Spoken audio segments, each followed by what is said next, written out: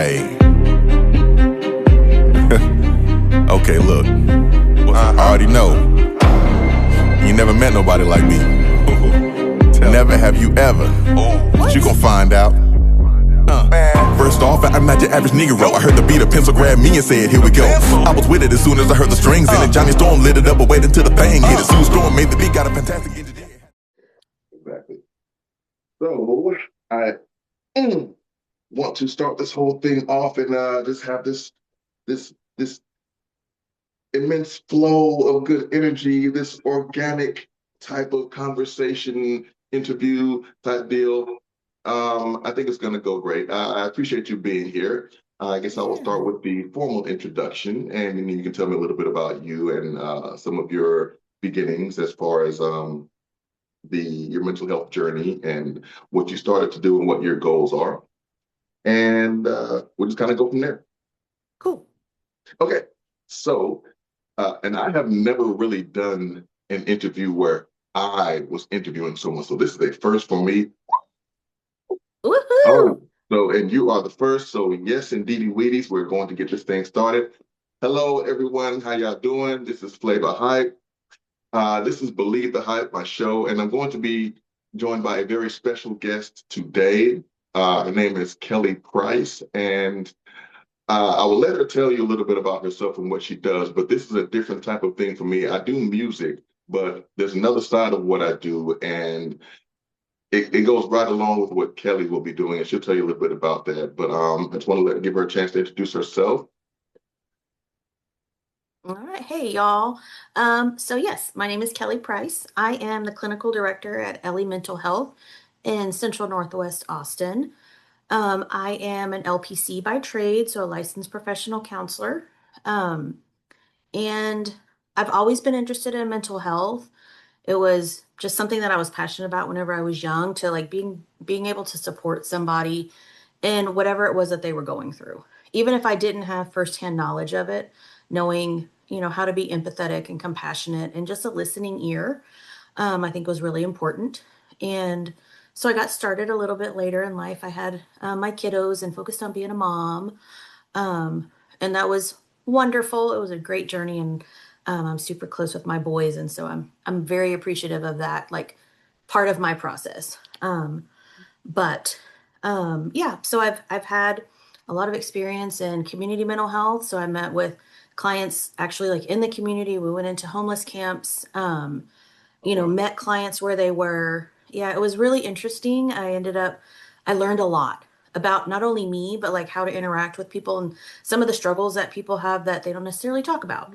And then I oversaw different housing vouchers. And so I really got to have a better understanding of some of the struggles just for housing for people. Like you can't deal with all the other things that are happening if you don't have a safe place to lay your head at night, Yes, And indeed. so, yeah. Absolutely. And there's a lot of barriers that people in the community still throw up in front of people that they see as like less than.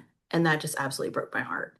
And so it, just reinforced the work that I wanted to do. But I learned a lot, and I came over to the private practice side.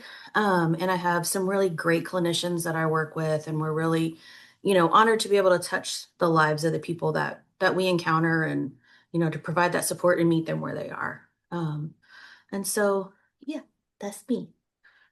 Wow. Whew. So yeah, that's a great start right there. You mentioned something that I thought was really interesting. I've heard this before, but it's always interesting when people say that they started doing it at an early age.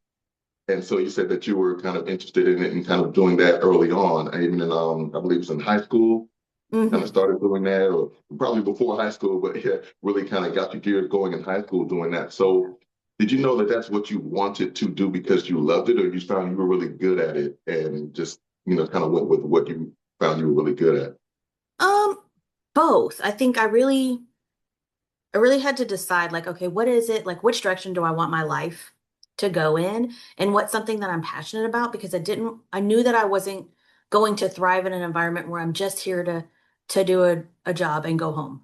Okay. So it was really like, how can I touch lives in the best way that I can? And, I came to this, and was like, okay, like this is the direction I want to go. What do I need now to do to get there? And so it was a journey. But I Mhm. also think that helps me in my relations to other people, because it's like, hey, you know, it's it's not always easy to live our lives. Right, right, right. And even, going along with that, so you've been to where you had to make that decision of the route that you wanted to take. Was it difficult for you to go through? Like, what kind of struggles were there for you when you're trying to make sure you achieve your goal, to get your degree and things like that? Like your support system, the just the struggle that you may have seen and heard being on your journey or in the industry. Yeah. So, you know, my my parents didn't like set me up with a college fund, so I knew, okay, whatever I do, I'm gonna have to pay for. And so I went Oh, to, community college first and like what can I take? What can, as young parents, it was like, okay, we're on a budget. I really mhm. have to be cognizant of where I'm spending my money and my time. Um and so yeah, really tried to like be thrifty with the way that I was going about it. Like, what all can I do before I try to go, to the university? And going through grad school was a whole nother, stressor. And I'm super thankful I was able to do it online for the most part. Oh, wow. That helped a lot. Yeah. And really, I think without my husband and my kids, like, I really feel like where I'm at now was a group project. Like I wouldn't have been able to make it if I didn't have them like telling me like through those hard times, like no, no, no, like keep going. We're proud of you. We got you. You know, um, this is going to work out in the end. And so I'm thankful. Oh yeah, most definitely. Even, you mentioned something that I wanted to touch on. I guess we can go on and kind of get into it now. When you were thankful that you had some of the online or the virtual aspect of what you were able to accomplish and how you were able to achieve some of the things through that. But that's something that you also offer at Ellie, right? And Yeah, we do. so that's huge. I'm thinking that that's a really, really big thing because when life happens and you can't make that trip to show up at the residence or at the location, you can still get the care that's needed Yeah. because you can't just like, I mean, you can, but it's risky if you just don't show up, not there. Yep. I'll wait another day to get there because a lot of things can really happen. You don't know the weight that someone has. So just Yeah. having that availability, I think that speaks volumes. So was that something that was it already in place when you joined? Because then joined in was it 2025, I believe? Yeah. Okay. Yeah, they were offering virtual. Like, I think that was the one good thing that came out of COVID is that Oh we yeah, really yeah. had these Okay. platforms that allowed people to access care because especially if you're in like a rural area, as we know Texas has plenty, it's hard to find care, and you're like, and maybe I can't afford to drive 45 minutes, but I can jump on my computer or on my phone and still be able to have, that support without having the other, barriers in the way. Very true. Very true. And I'm very thankful that that actually is an option now. I guess so. There was quite a few positive things that we can say that happened with COVID, that being one of them. Yes. So yeah, so having that aspect of what it is that you do, do you think that, and I'll say that sometimes, and I'll just kind of refer to music, some of the AI that we have to battle with, we kind of feel like sometimes it's taking our jobs away. Like, oh, we're the creative ones. Now AI is kind of coming in and mimicking what we are trying to mimic what we do. Like, sure, some of it does sound good, but it's not quite us. It's not quite authentic. Do you Yeah. feel as if AI is kind of taking the place of some of the things that you do and what you offer? Yeah, I definitely think so. And I think that's pretty scary, in Mhm. my opinion, is that, that people are turning to a chat bot to Mhm. provide, support and guidance, which like, it's okay if you're going to ask it like one thing, but when you're constantly turning to it and maybe leaving out the human connection to other people, I think it really is dangerous. Yes. And they're unregulated.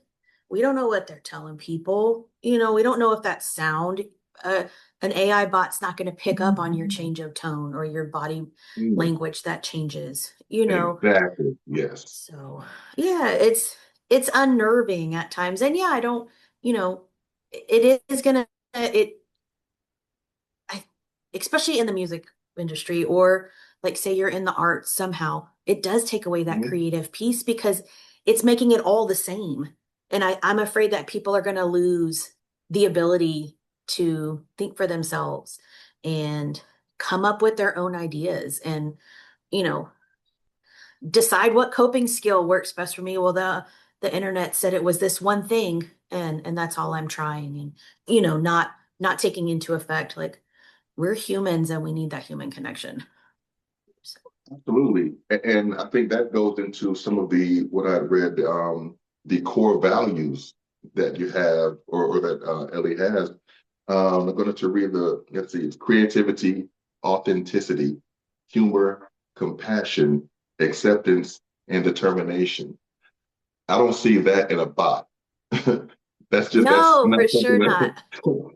so those have to be from humans. We like you were saying, picking up on subtle cues, facial expressions, nuances that come across when you're face to face with someone. Even if you're not there, you can see it over a virtual chat or something like that. So those things are missing, but I think if they get replaced so much, but not that they're replaced, but they get pushed to the side and Yeah. we just want to read what the bot has to say because we're searching for that quick answer to something.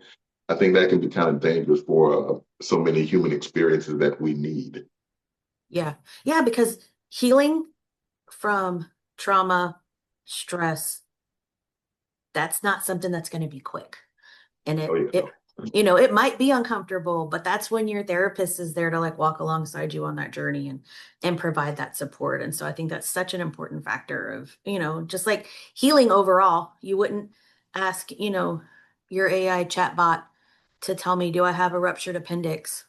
You know, don't expect it to fix your mental health, Right, It only right. knows what it knows. So, Exactly. And oftentimes it's just what it picked up from humans anyway. So, yep. you can't beat the originators of that, I don't think, anyway. No, for sure not. Um, the some of the struggles that I wanted to touch on were just having to do with the stigma that's around mental health itself. Now, a little disclosure as far as I go, I've been in the military for 20 years and I'm a behavioral health specialist in the military. Or now they That's changed it awesome. back to mental health. So they might change the word, but we still do the same thing. Um, and so we've talked a lot about and been taught a lot about the stigma that's around behavioral health, seeking mental health in the military, especially Yeah. because maybe there was something back in the day that if you go and see someone, if you go see a doctor, you got something going on here, oh, they might try to find a way to get you out. And so that was a Yeah. big fear. And psychologically, that played a huge role in us not wanting to do that, doing away with even the thought of seeking help in that way. Have you experienced or heard about some on the civilian side? Is that as prominent a thing on the civilian side as well? Yeah, I definitely think so. I think it's gotten better, but I think Okay. a lot of people our age and older Hmm. really still have that mindset of like, if I'm seeking help, that means there's something wrong, that I'm somehow flawed, that I'm not doing a good job, that Hmm. I'm letting somebody down. This is not in my cultural background to do these kind of things. Like, I'm supposed to be Right. strong. And it's like, man, look, we all have emotions and tough times and scenarios that are hard to adjust, to life and like, how do I now navigate this? And Right. it makes me so sad that people won't, you know, seek help. We are not here to judge you. It's, you know, we want to support you in the best way that we can, as like, Mhm. man, just open up. It's okay. We're not going to go talk about you to anybody else. What you tell us is Right. confidential. It's not like telling your friend and they get mad at you and then they go and blab all your business. It's not how we do it. Like We don't work like just that. just trust the process. Yeah. So hmm Um, and so have there ever been situations where you kind of had to work a little bit harder to convince someone like I'm not here to judge you. I just want to know what's going on so that way we can, find a way to get to where you want to be, where you need to be emotionally, mentally, so that way you can be the best version of yourself going forward. What were some of the struggles you might have seen or any examples of things that you might have experienced?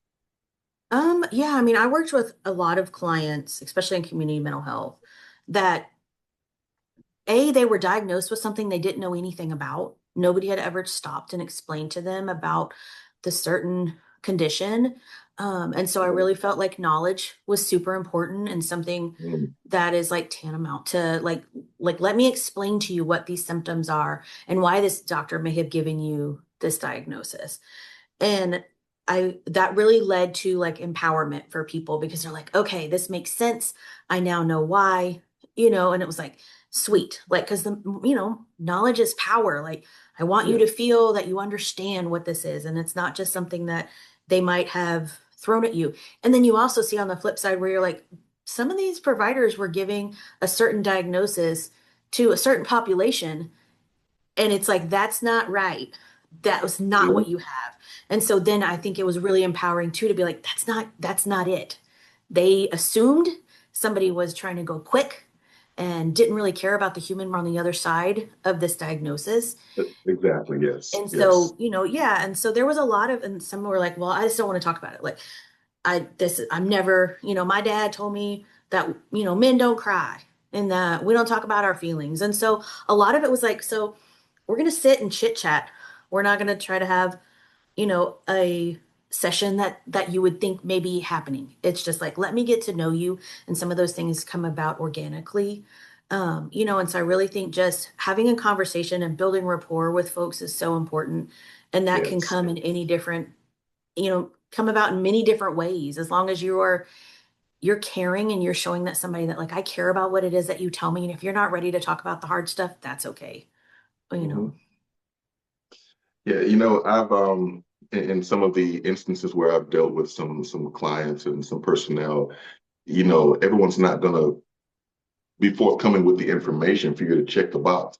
So let's just have a conversation. If it comes out, then cool, that great, I get Yep. it.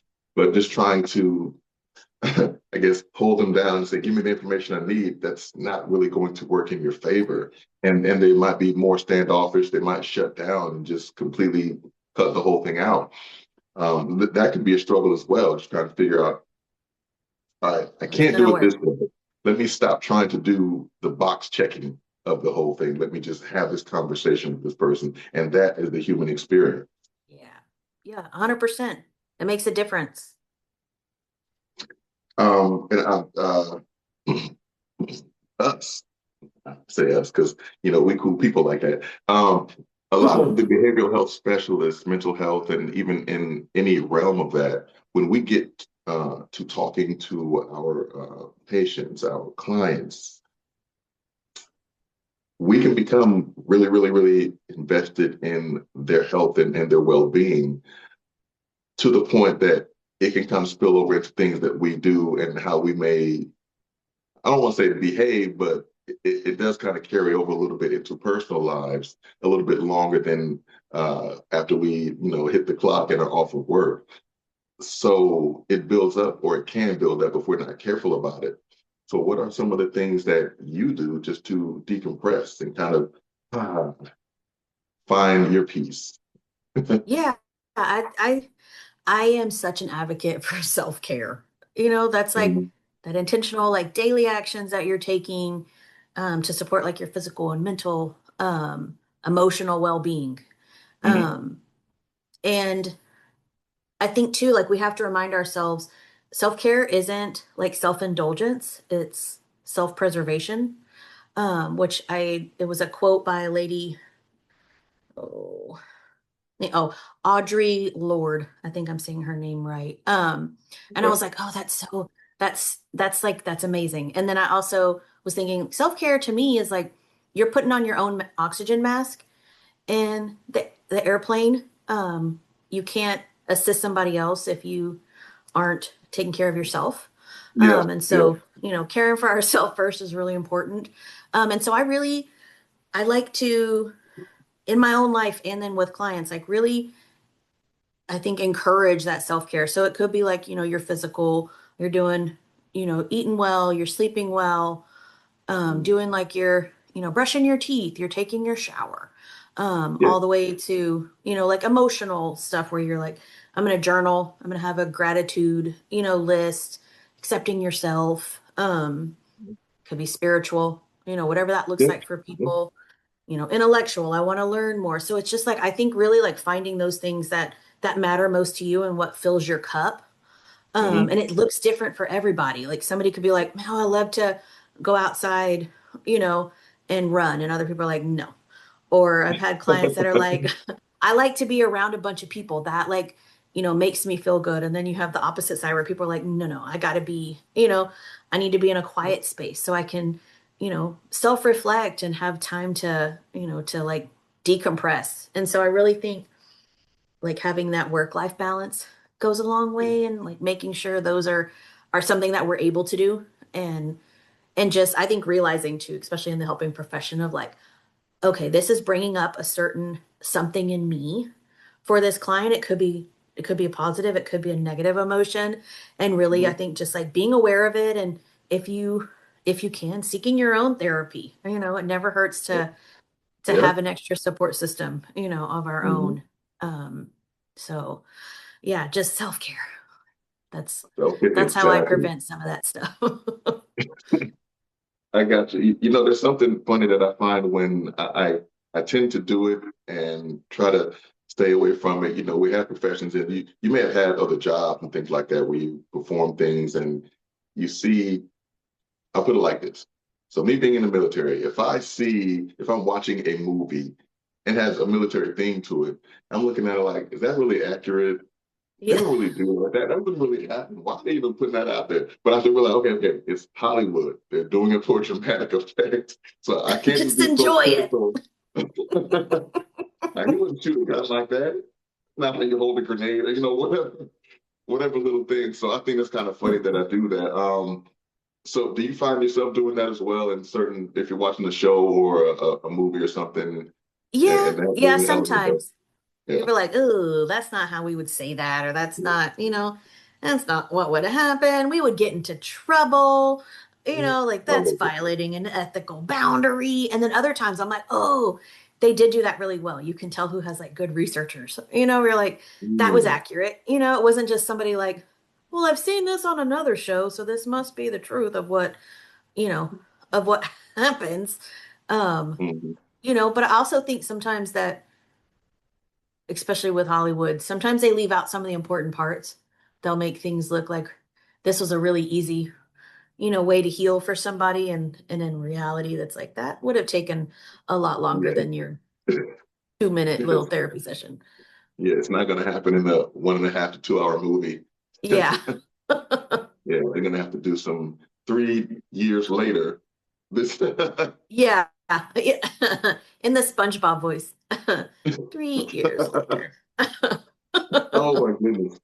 Um, you mentioned something a little while ago about like the work-life balance, and I just wanted to ask you, was that, personally, without getting too personal, was that something that you had to struggle with learning and how to do, or did you kind of already have a good grasp of it before you entered the field? I think it's come and gone, in different jobs. I'm really whenever I commit myself to something, regardless of what it was, if I was waitressing, if I was in childcare, whatever it was that I was doing, I like to commit myself 110%. I don't like to Mhm. do anything, where it's like, excuse my language, but half-assed. You're like, that's just not me. And so I Mhm. had to learn to balance of like, okay, you have me from 8 to 5. Yep. That's where I have to, at 5 o'clock, I'm shutting off and I'm not going to answer my phone, not going to answer emails. And that was really hard when I had clients that wanted to connect. And it was like, but I was very upfront from the beginning of like 5 o'clock, I don't answer the phone. If you call on the weekends, I don't answer the phone. So really like setting those boundaries so that I could have a life outside of work and not feel like it was just all encompassing, and I've had to teach myself, like, I don't need my work email on my phone. Like that just encourages me to look, Exactly. and then Yeah. you don't ever disconnect. And then how are you going to be present in your own life with your family, with your friends, when you're constantly worried, that you're going to be missing something.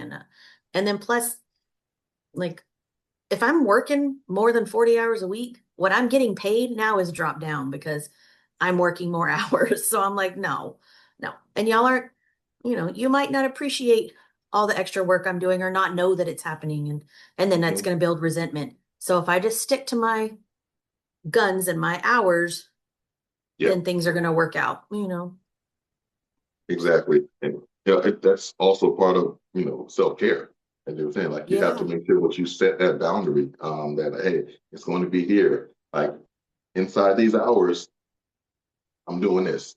We got it. Yep. I'm here with you. Outside of that, I have to do this. You have to recharge your own battery in order to be, as proficient and efficient as you are for the work that you do. So I know it can be tough. You mentioned, waitressing. I was a server for many, many, like 10, 15 years. And so even I find myself when I'm at home thinking, oh man, I can't believe I didn't bring that ranch dressing to that table. Yeah. These little things, I'm like, man, I have to do better. How did I forget that? Oh goodness, yeah, they wanted fries and I messed up. So just these little things, you have to cut it off. Be like, look, they were okay. Yep. And I It's gonna come fine. back It's after for fine. some fries or some ranch dressing. And we're all human. We're all going to mess up. Yeah, exactly. Like I think too, like with people, we need to be more compassionate with each other, but also with ourselves.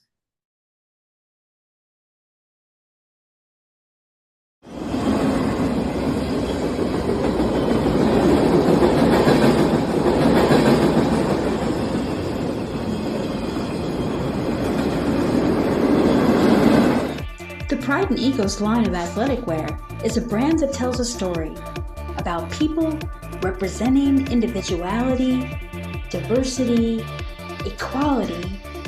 Everybody's got our own story. What's your story?